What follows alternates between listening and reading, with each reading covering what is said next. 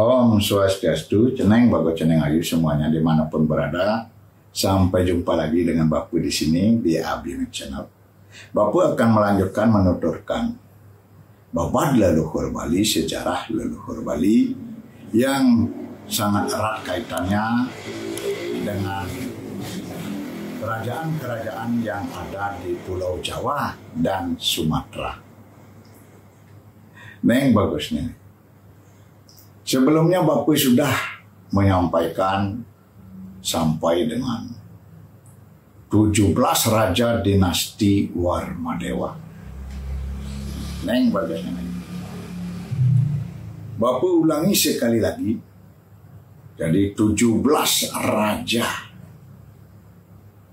dinasti Warmadewa ini. Yang pertama diperintah oleh Sri Kesari Warmadewa. Yang kedua bernama Sri Ugrasena Warmadewa. Yang ketiga bernama Sri Tapanetra Warmadewa.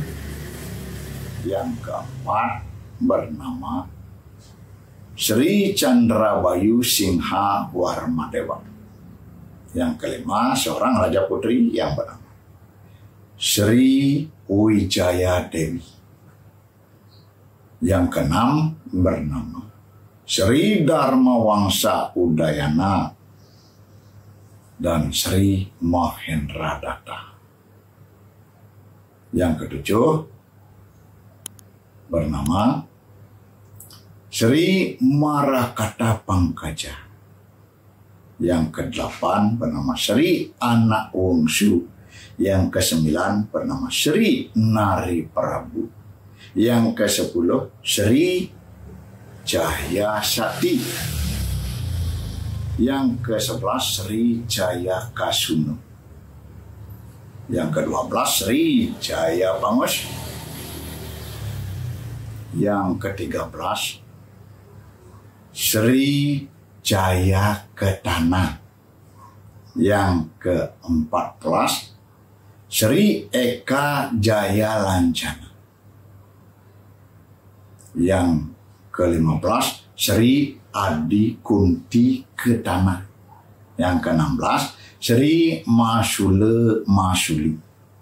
Dan yang ke-17 Sri Adi Dewa Lancana, seorang raja putri yang mampu ditaklukkan oleh kerajaan Singasari yang rajanya bernama Prabu Kertanegara.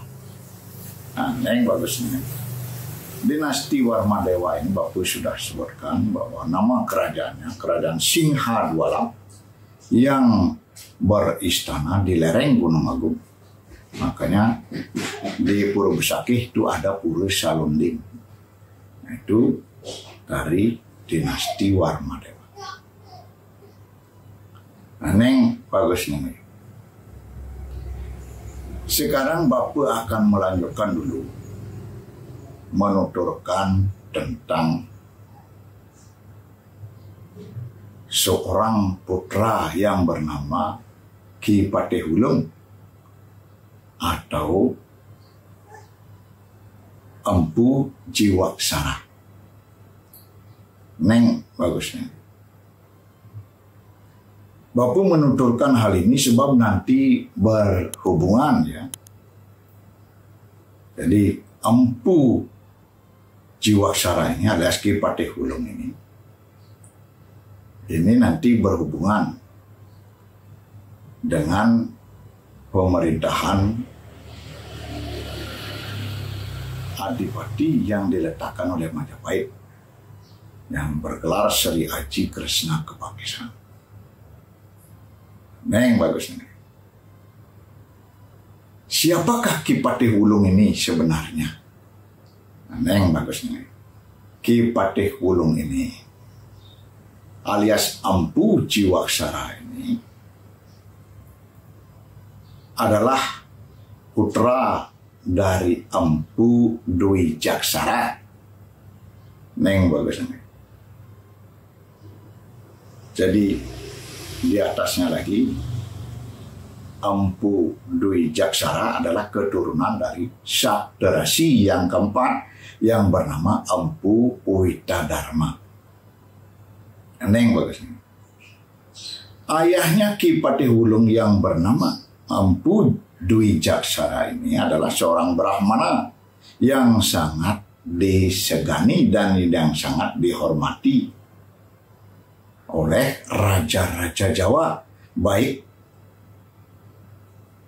raja kerajaan Singasari maupun kerajaan Majapahit. Aneh bagusnya. Empu Dwi Jaksara yang seorang Brahmana ini pernah ditugaskan sekitar abad ke-12, itu masih kerajaan Singasari, pernah ditugaskan oleh Prabu Kertanegara untuk datang ke Bali. Nah, ini kejadiannya mungkin saja setelah Prabu Kertanegara mampu menaklukkan kerajaan, mampu menaklukkan Raja Bali yang terakhir ini, dinasti Warmadewa, Sri Adi Dewa Lancana, seorang Raja Putri. Nah, ini Empu Dwi Jaksara ini pernah ditugaskan untuk datang ke Bali memperbaiki perahyangan dari Empu Gane yang di Gel-Gel. Kemudian datanglah Empu Dwi Jaksara dengan putranya yang bernama Ki Patihulung Empu Jiwaksara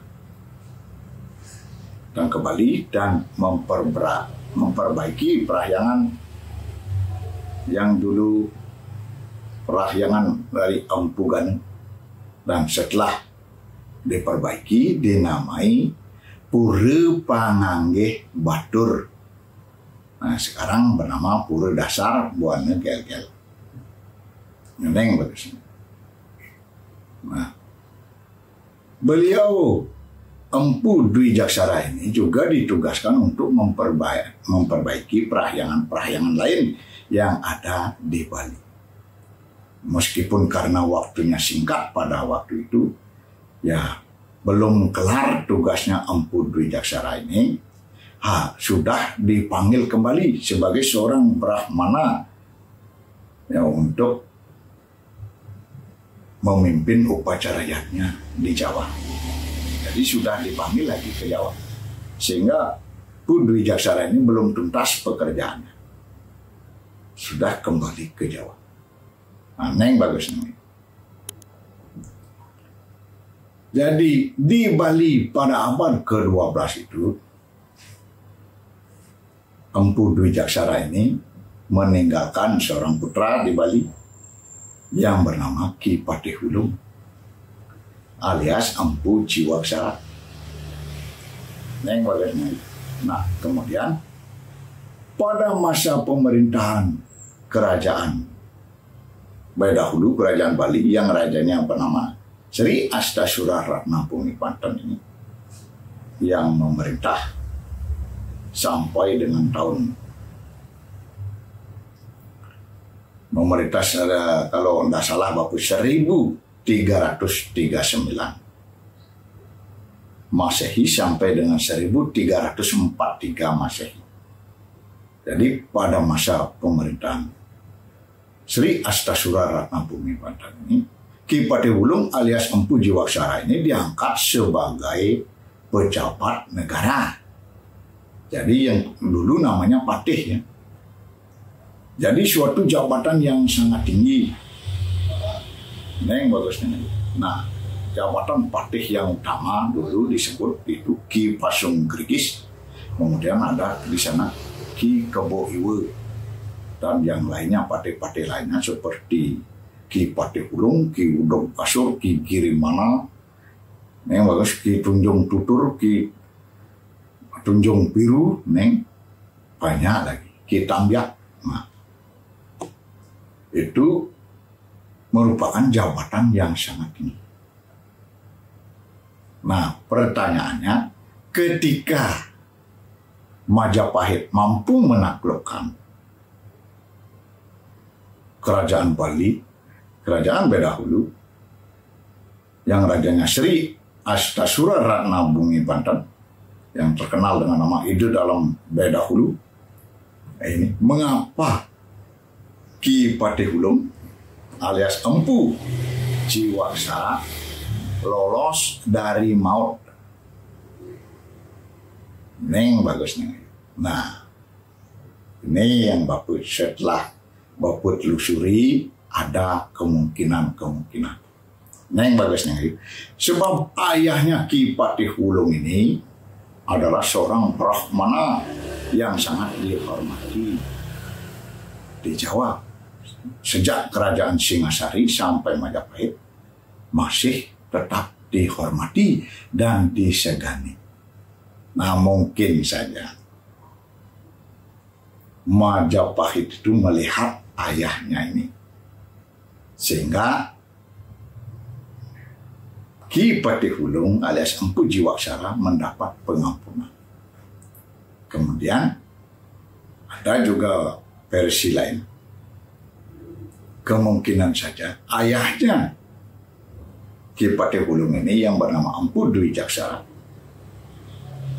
memberikan jaminan, istilahnya ada suatu negosiasi politik dengan Majapahit, memberikan jaminan bahwa anaknya kelak tidak akan berbuat onar yang membahayakan Majapahit, atau kelak akan mendukung sepenuhnya pemerintahan Majapahit di Bali. Nah, yang bagus nih. Nah, maka dari itu Ki Patihulung lolos dari maut, tidak terbunuh. Jadi itulah neng bagus neng. Nah, Ki Patihulung ini neng bagus neng. Jadi setelah kerajaan Bedahulu ini atau kerajaan Bali ditaklukkan itu, dan masih digunakan tenaganya oleh Majapahit, dan banyak jasa-jasa daripada Ki Patihulung. Neng bagus nih. Ketika melihat di Bali ini keadaannya belum kondusif, belum aman betul, meskipun sudah dijaga oleh para Arya yang diletakkan oleh Majapahit, oleh Krian Patih Gajah Mada. Jadi di Bali itu masih saja ada pemberontakan kecil yang dilakukan oleh orang Bali Age, sehingga Ki Patihulung inilah yang mempunyai inisiatif cemerlang untuk datang pergi ke Jawa menemui Ratu Tribuana Tunggadewi dan Krian Patih Gajah Mada. Ki Patihulung ini mengajak saudara-saudaranya, yaitu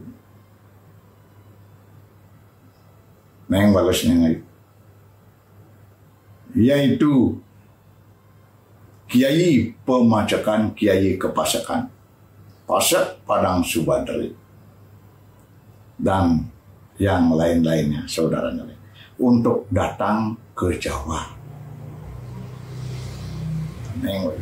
menemui Ratu Tribuana Tunggadewi dan Gajah Mada sampai di Jawa. Jadi karena Majapahit belum siap untuk meletakkan, belum ada calon untuk diletakkan sebagai adipati di Bali, maka dari itu Krian Patih Gajah Mada yang bagusnya menitahkan atau menugaskan Ki Patihulung ini sebagai adipati sementara.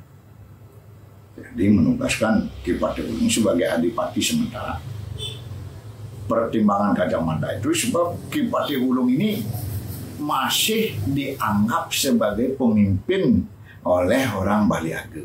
Nah, sehingga Gajah Mada begitu melihat Ki Patihulung, pinter ya.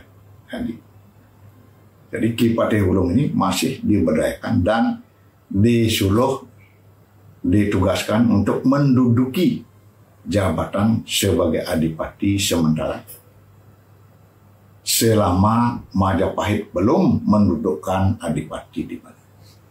Maka dari itu, dengan tugas itu pulanglah ini bersama saudara-saudaranya Ki Patihulung ke Bali.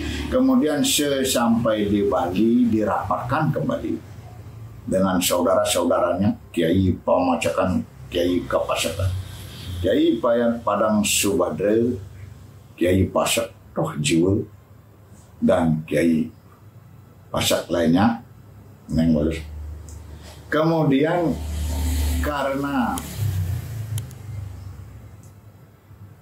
Ki Patihulung ini sudah menginjak usia lanjut, maka dari itu disampaikanlah dalam pertemuan itu dengan saudara-saudaranya.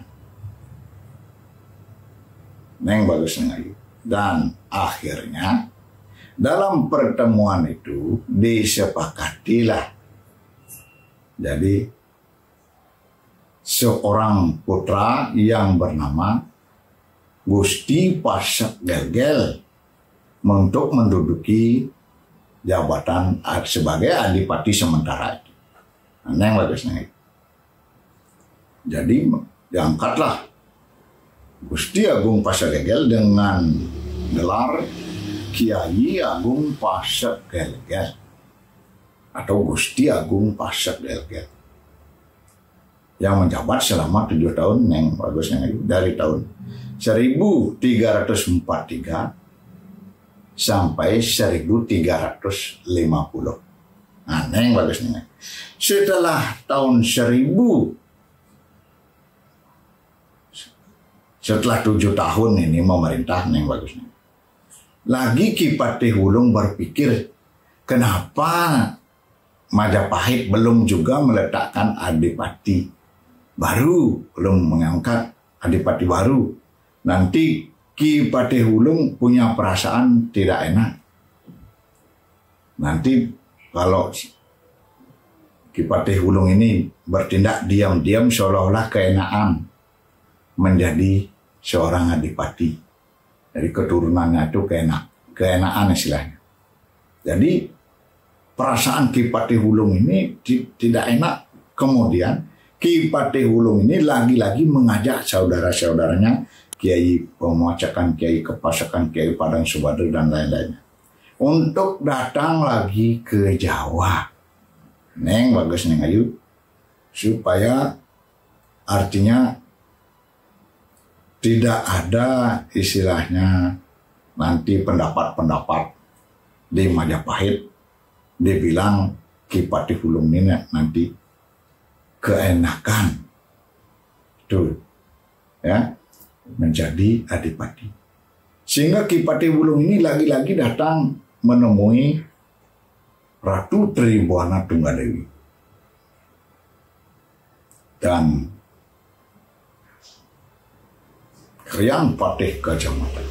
Nah, akhirnya Krian Patih Gajah Mada pun berjanji akan meletakkan seorang adipati di Bali. Nah, neng bagus neng. Jadi peranan Ki Patihulung ini dari dulu, dari semenjak kerajaan Bedahulu, kerajaan Bali yang rajanya itu dalam Bedahulu atau Sri Astasura Ratna Bumi Panten ini keturunan daripada Saptarsi ini sudah istilahnya ngajagang ya. Jadi sudah membuat Bali ini ajak, jadi mengokohkan Bali. Makanya dikasih gelar Pasak. Jadi keturunan Saptarsi ini pada mulai dari masa kerajaan Bedahulu ini, di dalam Bedahulu Sri Astasura Ratna Bumi Panten ini keturunan Saptarsi ini sudah memiliki jabatan-jabatan yang lumayan tinggi sebagai Amangku Bumi, sebagai patih Ya, nah, misalnya dulu kan ada Kiai Padang Subadra atau Gusti Pasak Padang Subadra itu sebagai Amangkubumi di Desa Purasi dan sekitarnya. Kemudian Kiai Agung Gusti Pasak Gagal itu sebagai Amangkubumi, itu yang menguasai daerah Nusa Penida, daerah sampai ke Patulahan, sampai Takmong. Nah, ya. Kiai atau Gusti Pasak Tojiwu juga di Kejiwu itu sebagai Amangkubumi. Nah, jadi jabatannya tinggi-tinggi. Jadi sebelum Adipati dari Majapahit, Sri yang pertama Sri Aji Kresna Kepaksan, jadi keturunan daripada Saptarsi ini sudah mendapatkan jabatan yang tinggi. Neng bagusnya. Nah, jadi begitulah peranan ya daripada keturunan Saptarsi ini. Jadi sudah mengokohkan Bali ini semenjak kerajaan Pedahulu yang rajanya itu dalam Pedahulu Sri Astasura Ratna Pemimpin, bahkan nanti sampai Adipati dari Majapahit ini masih berperan. Neng bagus neng ayo. Nanti Bapak lanjutkan lagi menuturkan tentang ide Ketut Kresna Kepakisan yang diangkat sebagai Adipati di Bali pada tahun 1352 Masehi.